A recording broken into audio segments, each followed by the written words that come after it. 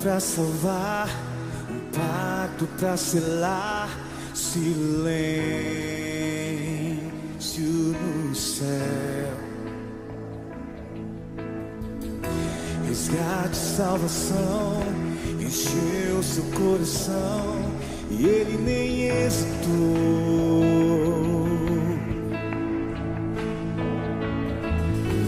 No palco do amor, o autor anunciou a vida e salvação.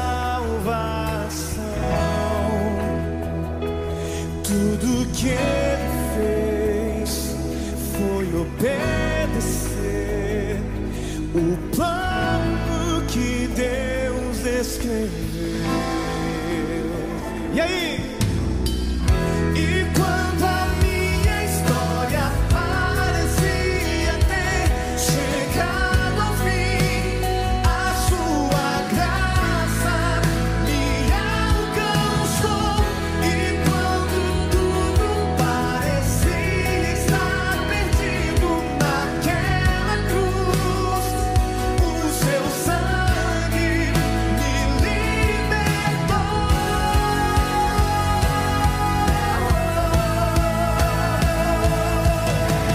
Jesus, o plano perfeito, mistério da graça que me transformou. O seu nome é Jesus, nome sobre todos, veio pra salvar, ele me salvou. Vamos no início cantar isso. Mano pra salvar, mato pra selar, silêncio no céu. Resgate, salvação, encheu seu coração, ele nem hesitou. No palco do amor, o autor anunciou a vida e salvação. Tudo que ele fez foi obedecer o plano que Deus escreveu. E quando a minha história parecia ter chegado ao fim, a sua graça me alcançou. E quando tudo parecia estar perdido naquela cruz, o seu sangue me libertou.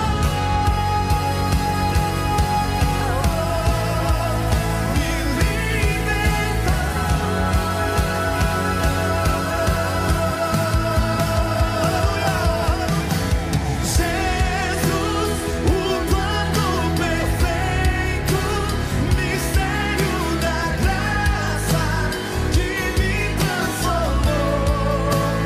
O seu nome é Jesus, nome sobre todos, veio pra salvar, e ele me salvou.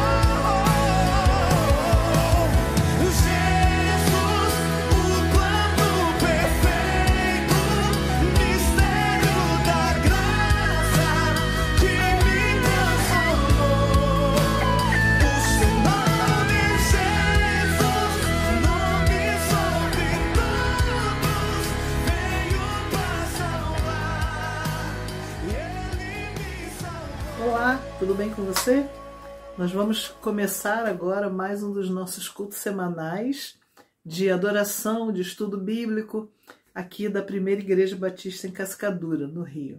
Espero que você esteja bem aí e que esse culto seja muito inspirativo para você nessa noite ou nesse dia, em qualquer momento que você estiver assistindo a esse vídeo.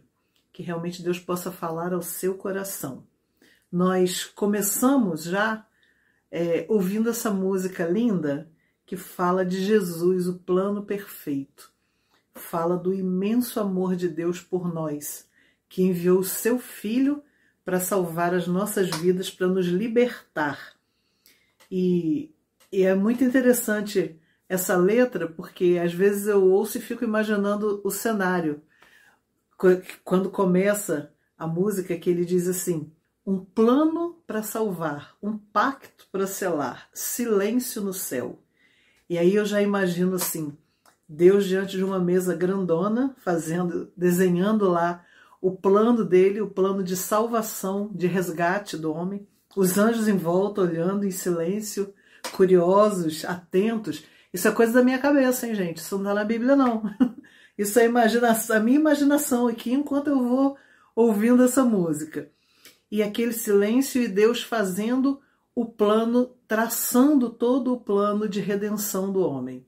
Que Jesus viria, nasceria, passaria 33 anos aqui na Terra entre nós, fazendo tantas coisas maravilhosas, ao mesmo tempo sendo rejeitado por alguns, por muitos, morrendo, sofrendo, mas voltando ao céu e garantindo assim, carimbando o passaporte da gente também para a vida eterna. Isso é maravilhoso. Isso significa que ele já pensou em mim e em você há tanto tempo atrás, antes mesmo de nós existirmos, antes da nossa geração e muito antes de muitas outras. Ele já pensou em nós, já planejou tudo para que nós tivéssemos a vida eterna, para que nós tivéssemos a certeza hoje de que quando tudo aqui acabar para a gente, nós vamos estar lá com ele. Jesus foi esse plano, o plano perfeito de Deus. Se você não prestou atenção na letra, volta o vídeo, volta, ouve novamente a música, tem uma letra muito legal. Tem um pedaço que diz assim: e quando a minha história parecia ter chegado ao fim, a sua graça me alcançou. É essa graça que foi disponibilizada a todos nós. Basta que nós aceitemos a esse Jesus, a esse Deus maravilhoso que nos ama tanto. E é sobre esse amor que nós vamos pensar um pouquinho agora, nesse início de culto. E vamos fazer uma leitura bíblica agora? Depois da leitura bíblica, eu vou colocar mais uma música aqui que com certeza você conhece, que fala também do amor de Deus, tão puro, consciente, maravilhoso. E quem sou eu para merecer esse amor? É só pela graça do nosso Deus. Então vamos fazer a leitura bíblica e depois vamos cantar sobre o amor de Deus.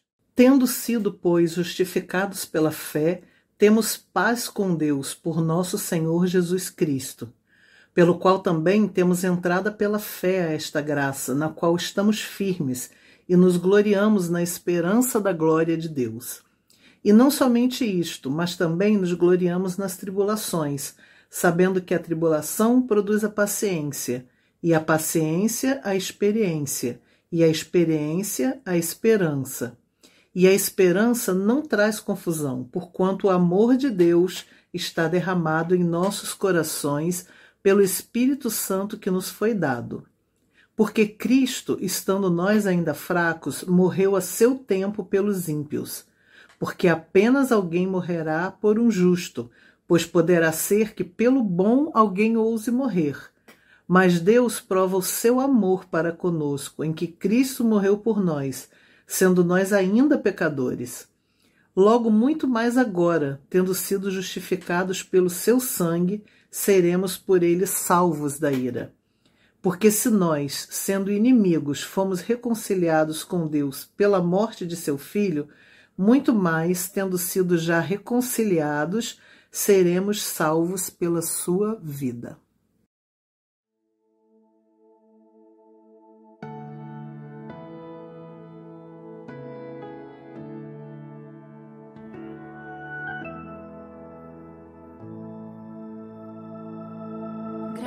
Sobre graça recebi, e da plenitude renasci. Quando atraído me encontrei no amor de Deus.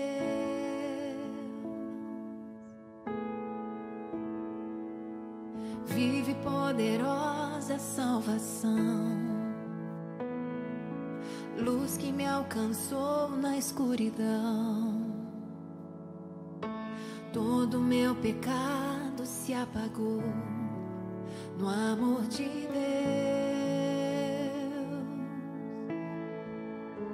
Logo eu, um pobre pecador, logo eu, tão fraco e tão devedor, logo eu, de graça recebi o amor de Deus. Logo eu, finito e carnal, logo eu, diante de um Deus imortal, logo eu, de graça recebi o amor de Deus.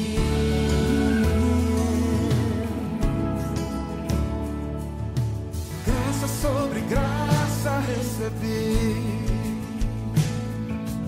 e da plenitude renasci. Quando atraído me encontrei no amor de Deus.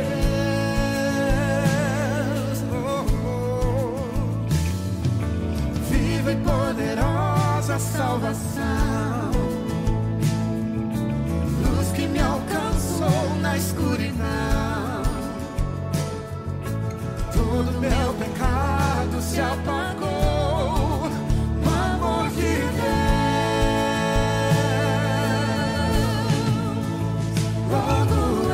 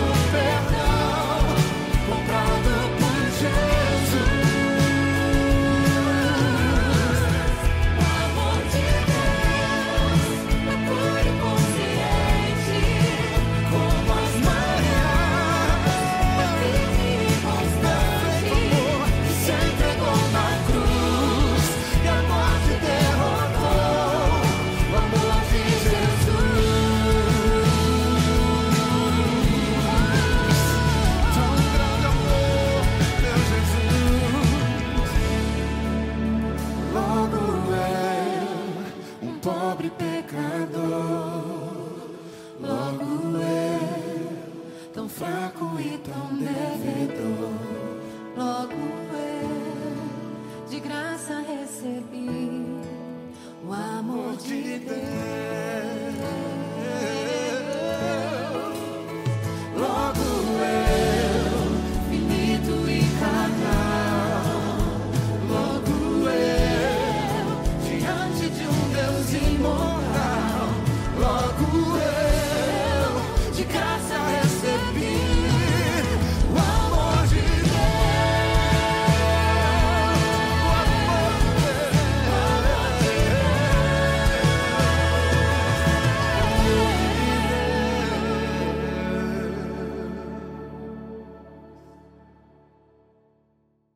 Queridos irmãos, saúde e paz. Se Deus permitir, hoje é quarta-feira, como a gente sempre fala, o culto doméstico, o culto do meio da semana. Você já orou hoje, já leu a palavra do Senhor, sem contar essa que você já leu? Separou um tempo para orar pela família, pela tua igreja, pelo pastor, missionários, pela cidade do Rio de Janeiro, que precisa muito, pelo Brasil, pelas nações, que essa disciplina espiritual, ou a vitamina BO, que a gente fala, Bíblia e oração, esteja diariamente na sua vida, para que juntos como igreja possamos cumprir a nossa missão aqui na terra. Amém? Louvado seja o nome do Senhor. Espero que o seu dia tenha sido bom, que a sua agenda tenha sido cumprida, mas diante de alguns contratempos e percalços que de repente impediu que alguma coisa acontecesse, fique tranquilo, porque Deus está sempre conosco, nos ajudando a interpretar os movimentos à nossa volta. Amém? Você pôde ver a Rose aí, matou a saudade da Rose, que tem, junto com o Gesimar, vivido um novo ciclo na jornada deles, ministério deles também. Estou esperando melhorar um pouquinho aqui do meu duplo J aqui no rim, para ir lá fazer uma visita. Prepara aí, hein, gente? Prepara aí um negocinho pro pastor. Vocês puderam adorar o Senhor cantando Jesus, plano perfeito, louvor lindo, né? Ele não hesitou, diz uma parte da melodia, da letra. Em que você tem hesitado? O chamamento de Deus, o compromisso, o Espírito Santo te constrangendo, te incomodando, mas você está hesitando em ir, responder, fazer. Hoje é o dia. Eu não sei o que Deus já falou ao seu coração, eu não sei o que Deus ainda vai falar ao seu coração. Obedeceu o plano que Deus escreveu. Jesus foi obediente até a morte e morte de cruz. Deus tem um plano para mim e para você, que é perfeito. Só que isso não significa que não teremos dificuldades.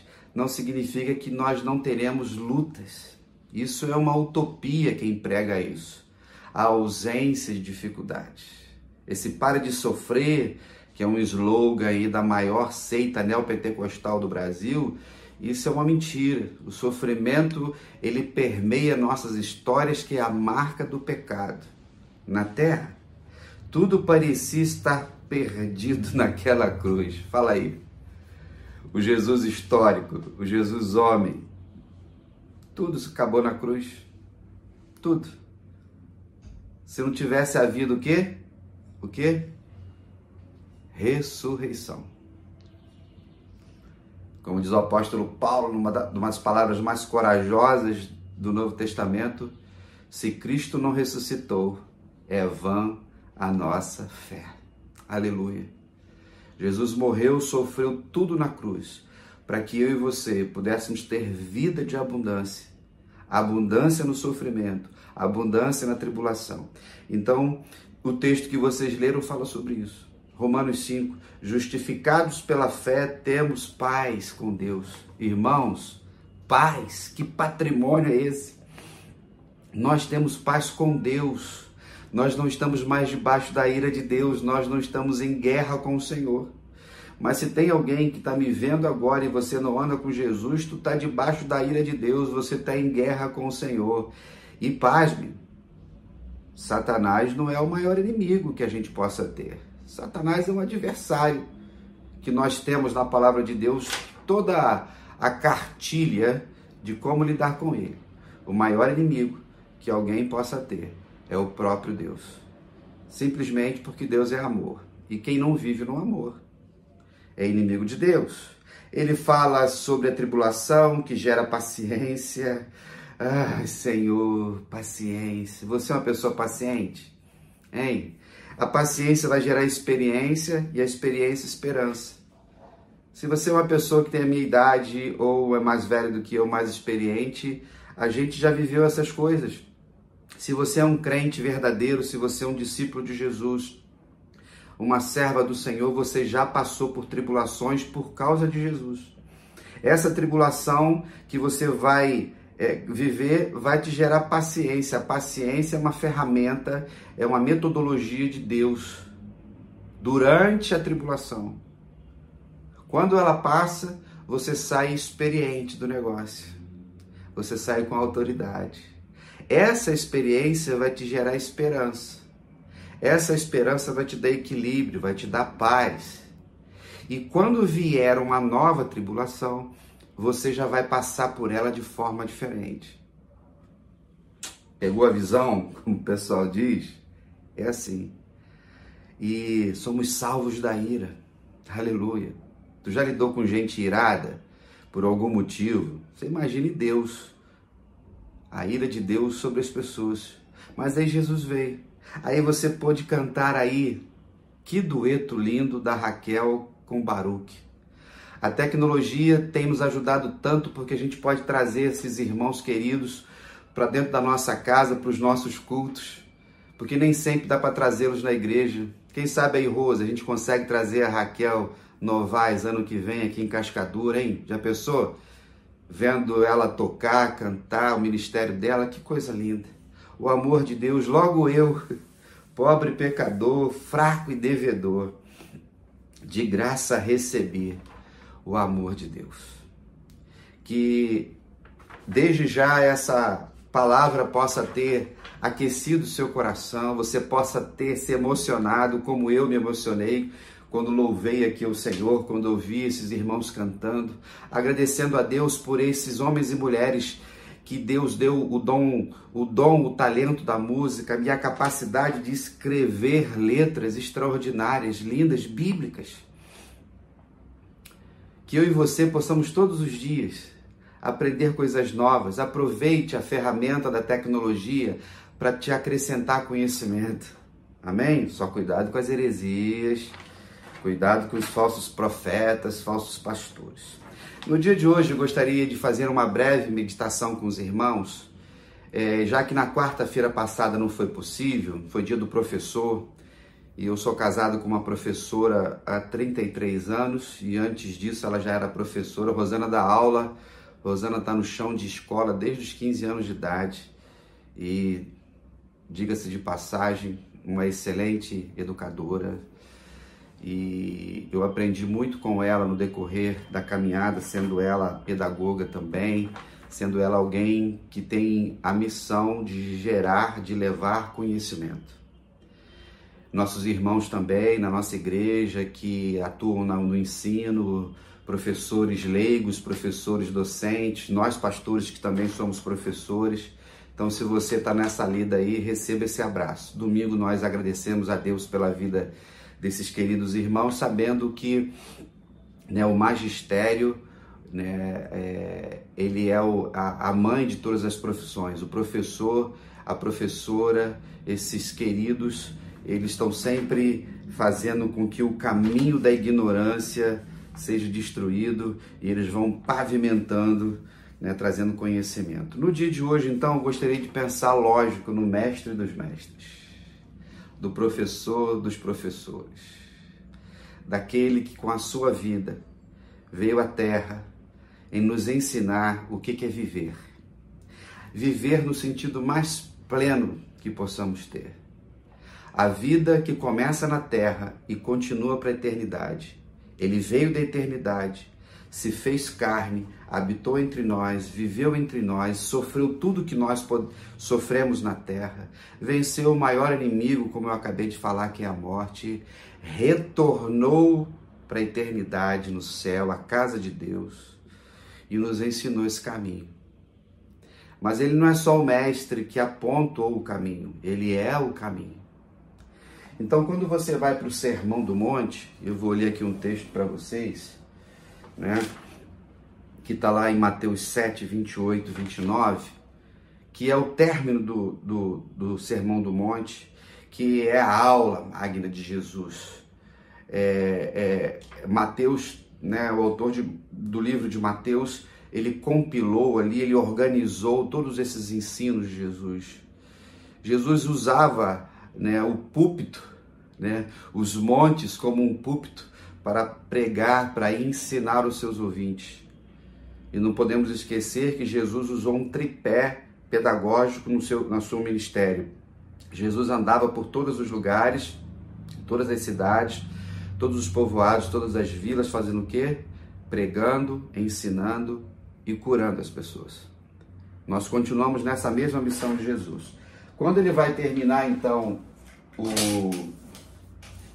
o Sermão do Monte, ou vai terminando aqui o capítulo 7, diz assim: quando Jesus acabou de proferir estas palavras, estavam as multidões maravilhadas da sua doutrina, ensino, porque ele as ensinava como quem tem autoridade, não como os escribas.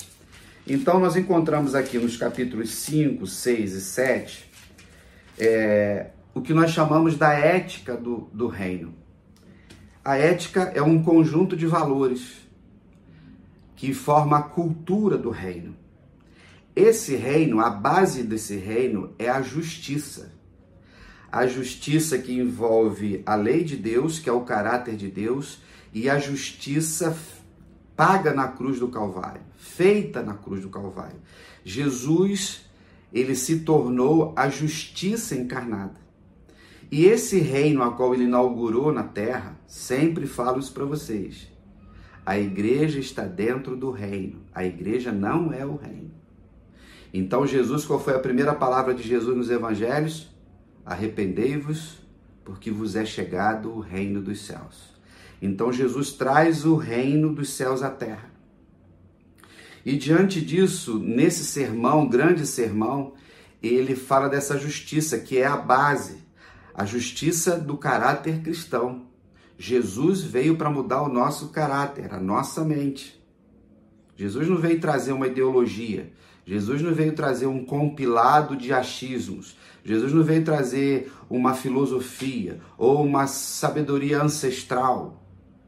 Não veio? Ele veio nos fazer nascer de novo. E nesse novo nascimento, o Espírito Santo vem e faz com que nós tenhamos a mente de Cristo. Então, o Sermão do Monte, começando no capítulo 5, com as bem-aventuranças lindas, já preguei várias vezes sobre elas. Jesus vai falar sobre o cumprimento da lei, que nós somos o sal da terra e a luz do mundo. Jesus vai falar sobre justiça no sentido mais pleno. Ele vai falar sobre esmolas, oração. Jesus ensina a oração. Ele vai falar sobre jejum. Ele vai falar sobre luz e trevas. Ele vai falar sobre ansiedade, que é o tema mais falado nos dias de hoje. Se você for no Google, a ansiedade é o tema mais pesquisado no Google. Capítulo 7, ele vai falar cuidado com o juízo temerário. Ele vai falar sobre as coisas santas, as duas estradas, falsos profetas, é o que não falta nesse tempo. Os dois fundamentos e sobre a viver a verdade e viver na perspectiva do reino. Esse reino, então, está na terra, está no meu coração e no seu. Onde nós estamos, o reino de Deus está. Então, ele não está preso à geografia, ele não está preso à fronteira, ele não está preso à língua, à cultura, à etnia. Perfeito? Então, onde a planta do nosso pé é colocada, é nosso. Não nessa falsa interpretação que o pessoal fala de questões materiais e prosperidade. Onde nós plantarmos a planta do nosso pé, o reino está presente. Então esse reino é de justiça, de paz e de alegria, que é o resumo que o apóstolo Paulo faz. Quando nós olhamos para esse texto, a grande aula de Jesus no Sermão do Monte e tantas outras, eu queria pensar aqui de Jesus, que é o mestre dos mestres, da justiça que eu falei, e de nós como cidadãos dos céus, precisamos viver isso na terra. Então, a igreja de Jesus, ela é o céu na terra. O mundo que está à nossa volta precisa ver a igreja como uma antessala do céu, porque a igreja aponta para lá. A igreja é a proclamadora.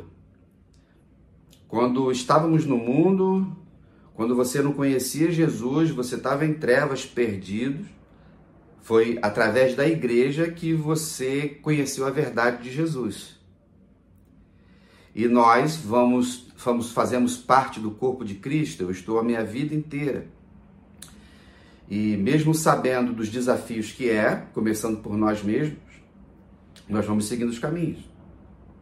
Diante disso, eu gostaria de pensar aqui na ação de Jesus como um grande pedagogo. Então, a palavra pedagogia que todos nós conhecemos, que tem a ver com ensino, significa paidos, que é crianças, agog, significa conduzir.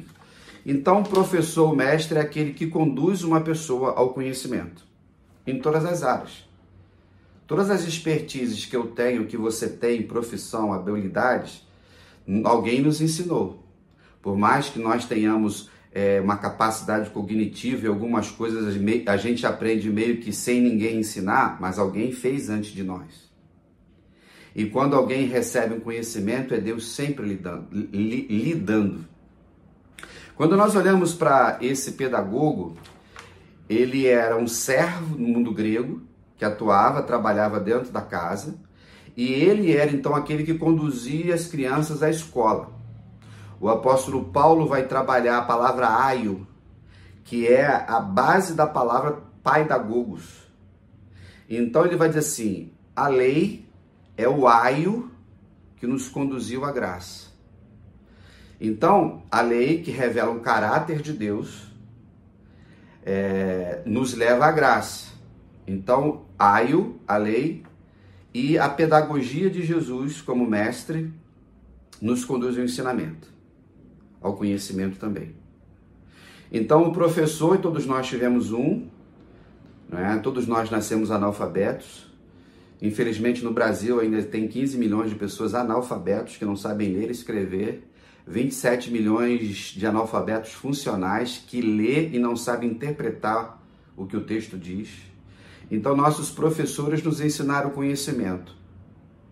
As primeiras letras, as vogais, as consoantes, construir sílabas e assim vamos até hoje. Sempre teve alguém na frente da gente, aleluia por isso. Então, quando nós pensamos na perspectiva de Jesus e dos nossos professores dentro do ambiente chamado secular e dentro da igreja, todos nós precisamos dessa referência. E no relacionamento de mão dupla que vivemos, todos nós estamos aprendendo e ensinando. Considerando Jesus como mestre, e ele o é, diante daquilo que ele fazia, eu queria pensar em 3 coisas sobre Jesus, bem rápido. A primeira coisa, irmãos, era a criatividade de Jesus. Jesus, como Deus encarnado, ele foi aquele que aproveitou todas as ferramentas, todos os ambientes que estavam à sua volta para trazer um ensinamento ao coração das pessoas que estavam lá. Então, a criatividade de Jesus, ele não era um mestre da sinagoga. Jesus não estava dentro dos fariseus que estavam sempre dentro do templo. Isso não quer dizer que eles estavam errados, eles estavam lá ensinando a palavra. As sinagogas eram locais que eram locais de reunião, era local de estudo, era escola também, tem a ver com o ensino.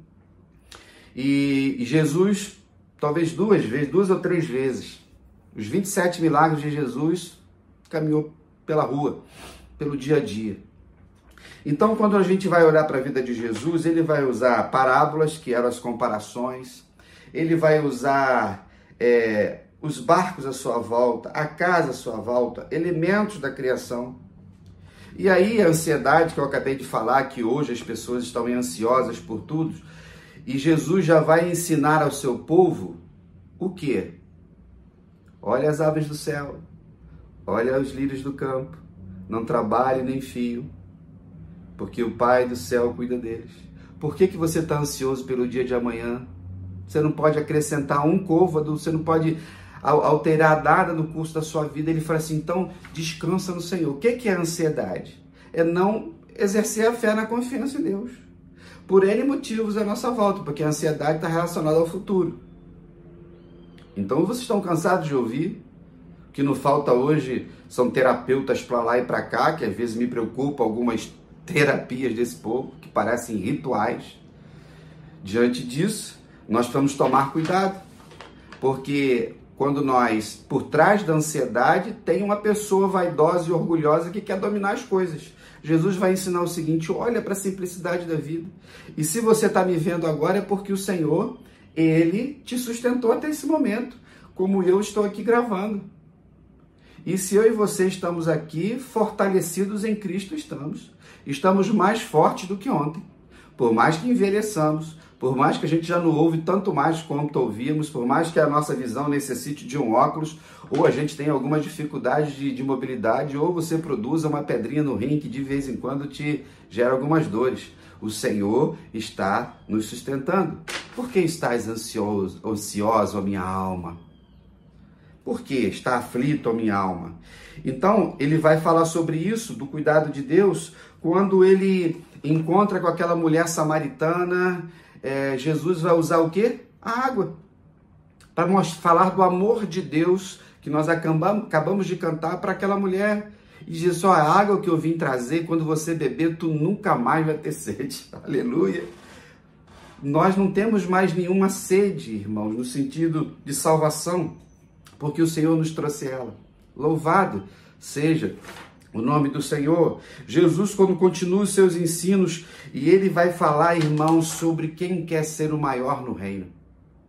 Como tem gente que gosta de querer ser grande dentro da igreja, né? Assume cargos, ministérios, se acha alguma coisa. Tem uma pastorada aí que se acha, né, uns falsos apóstolos, pastores, mestres, acha que a igreja é grande, né? Tem os crentes prêmio, já viu? Crente prêmio é aquele que está na igreja há uns 20, 30 anos, ele acha que é alguma coisa. Ele acha que, né, as pessoas têm que servirem ele, né? Que ele já é dono do pedaço. Aí Jesus vai usar quem? Criança. Seja igual às crianças. Quer ser o maior? Seja igual às crianças. Olha a capacidade de pedagogia, a capacidade de reflexão de Jesus, das coisas simples. Você tem sido igual criança? Lembra do teu tempo de criança? Tu estava preocupado com o quê? Por mais que algumas lutas que tenhamos, algumas famílias, mas infância, brincadeiras, escola, amigos, um monte de coisa. Talvez você precise ser mais criança. Sentimentos. Quantas vezes a gente brigava na sala de aula no dia, no outro dia chegava de manhã falando com um coleguinha, já dividia a merenda. Hein? No futebol, pau comia no futebol, terminou a partida. Opa, vamos tomar um caldo de cana? Precisamos. Você quer ser grande no reino? Jesus vai dizer, tu tem que ser igual criança. Então a criatividade de Jesus. E quando nós pensamos, irmãos, no segundo aspecto da pedagogia de Jesus, que impactou pessoas, era a profundidade do ensino de Jesus. Não era algo superficial, como a gente tem visto hoje. Tantos púlpitos superficiais, ou você que não estuda a palavra de Deus, leva uma vida cristã superficial. A superficialidade é a marca da nossa geração, dessa sociedade que nós chamamos de pós-moderna e totalmente relativizada. Então a tecnologia, que é muito boa, está nos ensinando um montão de coisas superficiais que a nossa mente não tem capacidade de armazenar os dados. O nosso cérebro é um computador. Ele tem uma capacidade de memória. E a gente, às vezes, não se dedica a conhecer profundamente o ensino, igual muitos crentes, que eu espero que não seja você. Se você é discípulo de Jesus, você tem que buscar o conhecimento profundo dessa palavra. Você tem que viver. E todos nós sabemos que, diante da profundidade da palavra, do que significa o ensino, o exemplo ainda é o melhor método de ensino. O discurso e a prática. E as pessoas nos observam dentro de nossas casas, nos observam na rua, nos observam no trabalho, na faculdade, no colégio, na família. Então a profundidade de Jesus, do ensino dele, da pedagogia dele, a gente vê lá um dos momentos que eu gosto tanto, de João 13, é só João que narra, faz essa narrativa, quando Jesus está à mesa com os seus discípulos e de repente ele levanta, de repente ele pega um avental, ele coloca na sua cintura, ele pega uma vasilha, uma jarra de água, ele pega uma bacia e ele vai lavar os pés dos discípulos. Irmãos, para nós hoje não significa quase nada, até porque nós não temos essa cultura. Nós andamos calçados, nós temos asfalto. Naquela época não tinha, como alguns lugares do Brasil ainda é chão. Só que tem um detalhe, quem lavava os pés era o servo da casa, não o dono da casa. Jesus, então, lava os pés dos seus discípulos e ele ensina a humildade, ele ensina a se curvar para as pessoas. Ele ensina que nós precisamos lavar os pés uns dos outros. Ele ensina que ao mesmo tempo que eu me curvo para lavar o pé de alguém, eu preciso permitir que aquela pessoa lave os meus pés. Isso significa santidade, humildade, pastoreio mútuo, discipulado. Você tem permitido que as pessoas lavem os teus pés para que você esteja limpo? Ou o teu orgulho? Pedro entrou nessa. Jesus, então, mestre, exortou ele. E Jesus diz assim, eu que sou mestre, fiz isso, dei o exemplo. Transformaram um ritual, o catolicismo, e às vezes até a gente, no momento pedagógico ali, a gente pega um irmão da igreja, faz um cerimonial ali, lava os pés para ensinar. Eu já fiz isso algumas vezes, que é interessante, mas a gente tem que tomar cuidado para não perder, né, a profundidade do símbolo. Coisa linda de Jesus.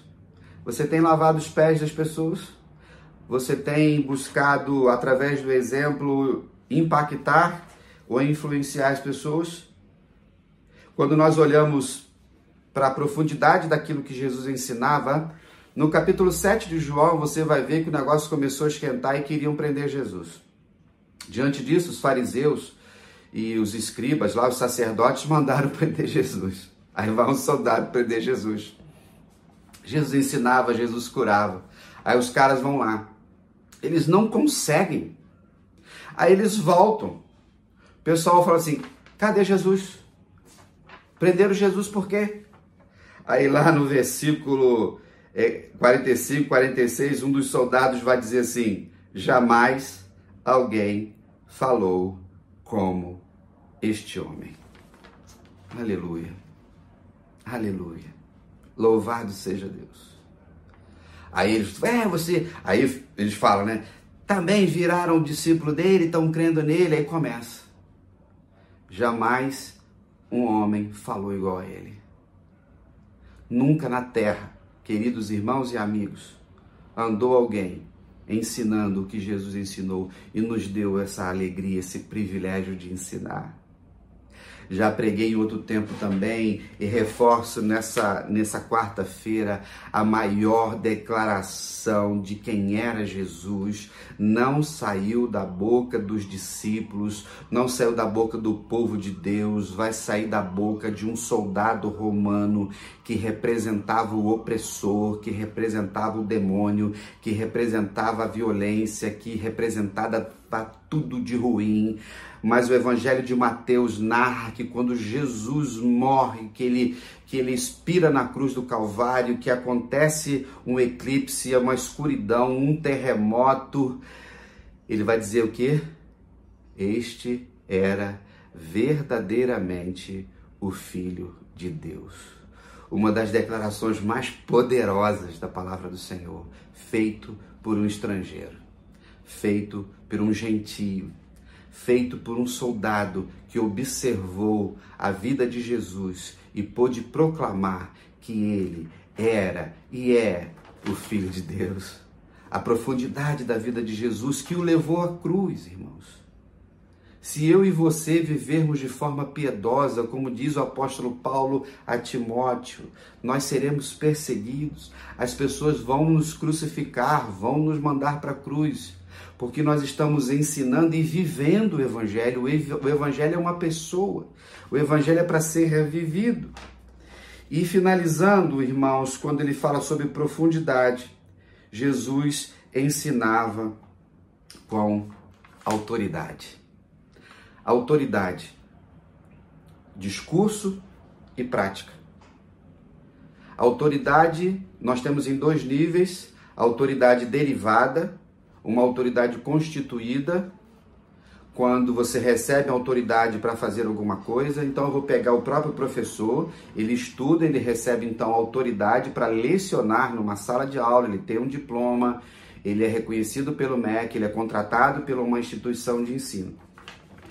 No decorrer dos anos dessa carreira desse professor, dessa professora, ela vai adquirindo autoridade diante do seu conhecimento.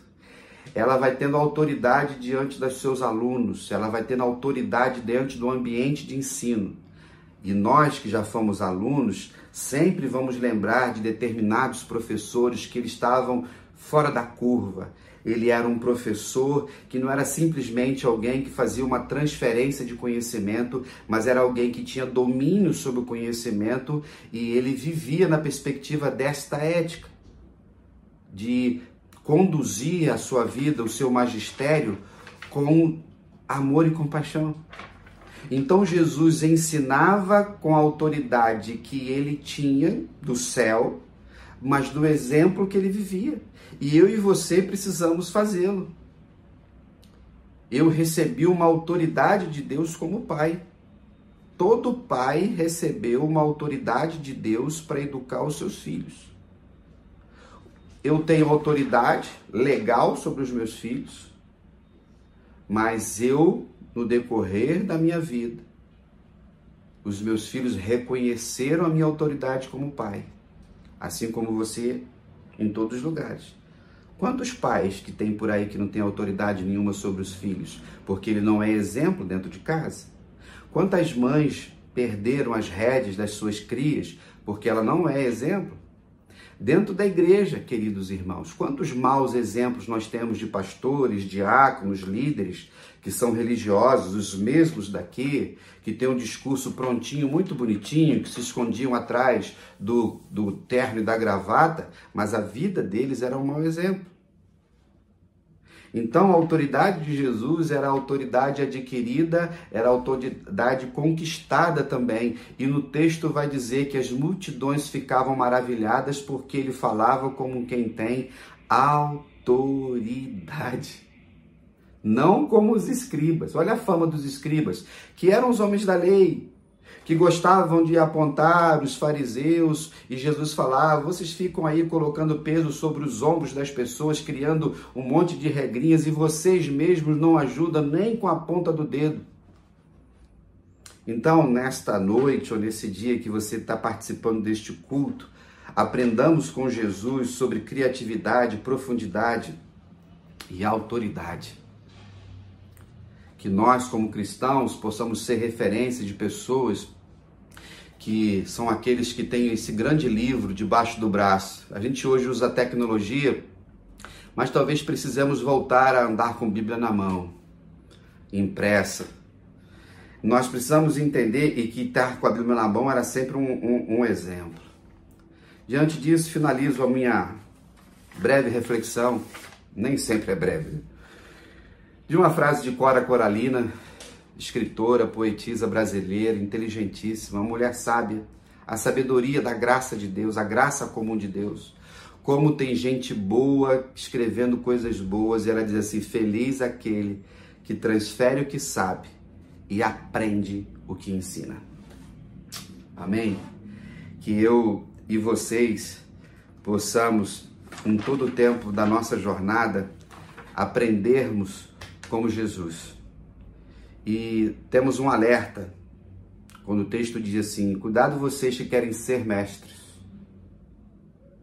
porque na hora da prestação de contas vai ser diferente.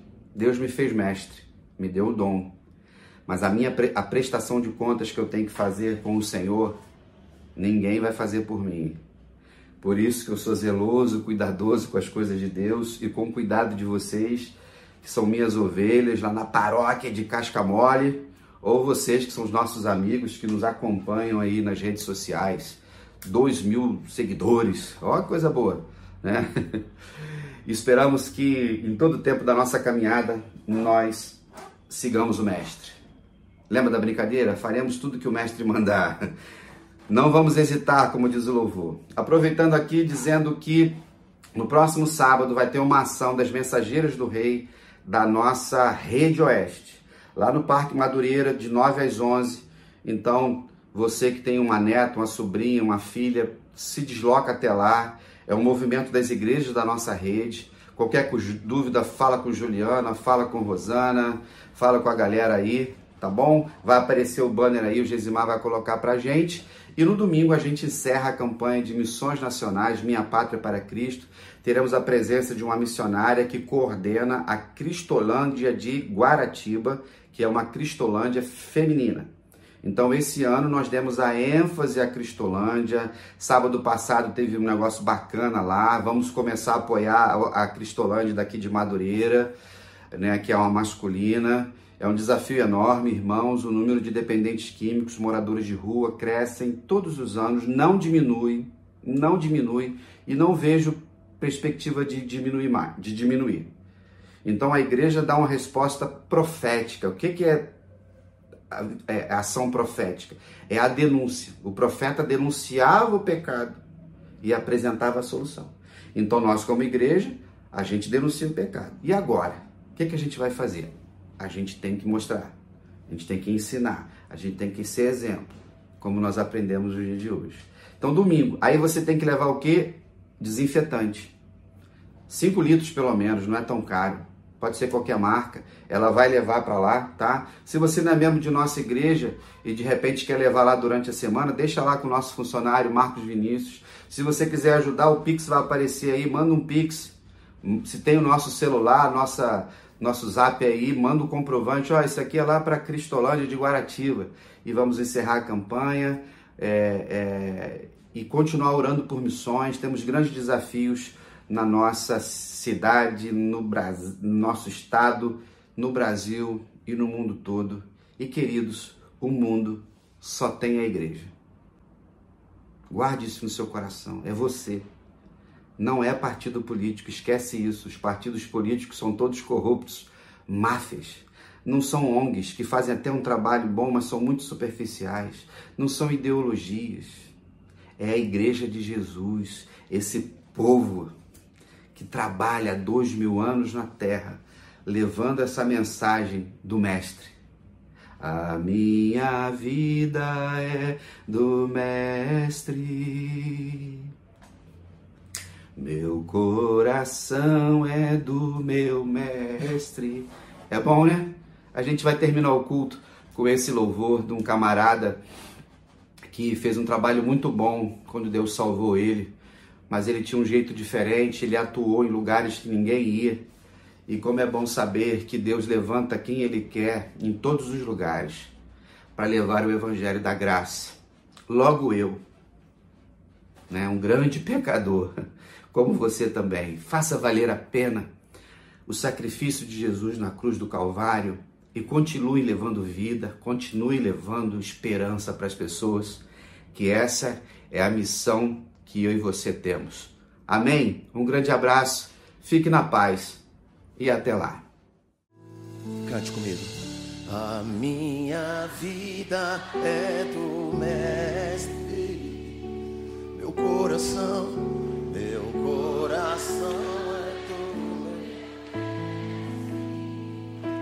o meu caminho.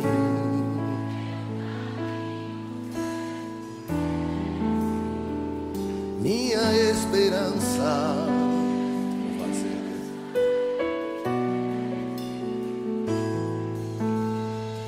a minha vida é do Mestre, meu coração é do meu Mestre, o meu caminho é do Mestre. Minha esperança é meu Mestre, oh Lord. A Deus eu entreguei o barco do meu ser, entrei no mar afora, pra longe eu naveguei. Não vejo mais o cais, só Deus e eu agora. A minha vida é do Mestre, meu coração é do meu Mestre, o meu caminho é do Mestre. Minha esperança é meu Mestre. Na solidão da lida eu pude perceber o quanto Deus me ama,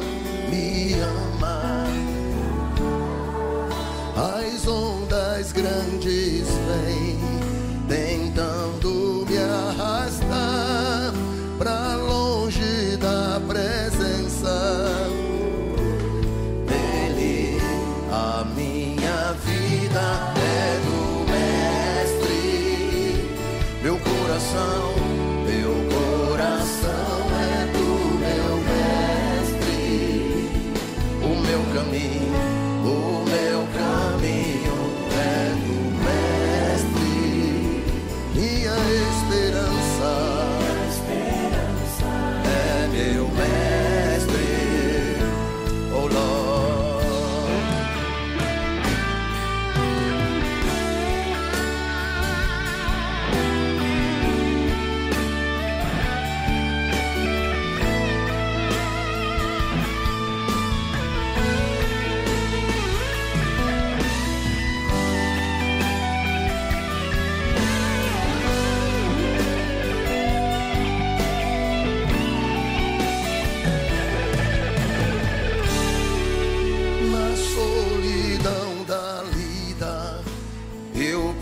Perceber o quanto Deus me ama, me ama. As ondas grandes vêm tentando me arrastar pra longe da presença. Oh, nele a minha vida é do Mestre. Meu coração é do meu Mestre. O meu caminho é do Mestre. Minha esperança